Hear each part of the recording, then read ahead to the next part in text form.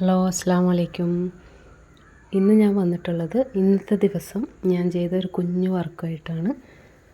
എൻ്റെ പഴയ മെഷീനൊക്കെ തുടച്ച് വൃത്തിയാക്കി ഇന്നലെ ഓയിലൊക്കെ ചെയ്ത് നീറ്റാക്കിയിട്ടുണ്ട്. ഇന്ന് ഞാൻ ചെയ്യുന്നത് എൻ്റെ സിസ്റ്ററിൻ്റെ ഒരു 4-5 ടോപ്സ് ഷേപ്പ് ചെയ്യാനൊക്കെ ഉണ്ട്, ലെങ്ത്തൊക്കെ കുറയ്ക്കാനുണ്ട്. അപ്പോൾ അതിൻ്റെ വർക്കാണ്. ഈ മെഷീനിൽ ചെയ്യാൻ ഈസിയാണ് കുറച്ചുകൂടെ. ഇതെൻ്റെ സാധാ നോർമൽ മെറിറ്റിൻ്റെ മെഷീനാണ്, പവർ മെഷീനല്ല, സാധാ കാലുകൊണ്ട് ചവിട്ടി തയ്ക്കുന്നതാണ്. അതുകൊണ്ട് തന്നെ കണ്ടിന്യൂസ് ആയിട്ട് നമുക്കിതിൽ തയ്ക്കാൻ പറ്റില്ല, കാരണം ബാക്ക് പെയിനൊക്കെ വരും. എന്നാലും തയ്ക്കുന്ന ആൾക്കാരൊക്കെ ഉണ്ട്.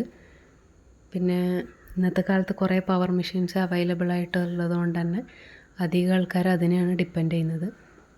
പക്ഷേ ഒരു സാധാ നമ്മുടെ വീടുകളിലൊക്കെ ഇതേപോലത്തുള്ള തയ്യൽ മെഷീൻ ഉണ്ടെങ്കിൽ എല്ലാവരും യൂസ് ചെയ്യണം മസ്റ്റായിട്ട്. കാരണം അതിനെ മെയിൻറ്റെയിൻ ചെയ്ത് ചെറിയ ചെറിയ കാര്യങ്ങൾ, നമ്മുടെ വീട്ടിലേക്ക് വേണ്ട ചെറിയ കാര്യങ്ങൾക്കൊക്കെ വളരെയധികം യൂസ്ഫുള്ളാണ്. നമ്മുടെ കുഞ്ഞു മക്കൾക്കൊക്കെ ചെറിയ ചെറിയ ഡ്രസ്സുകളൊക്കെ നമുക്ക് തയ്ച്ചു കൊടുക്കാം.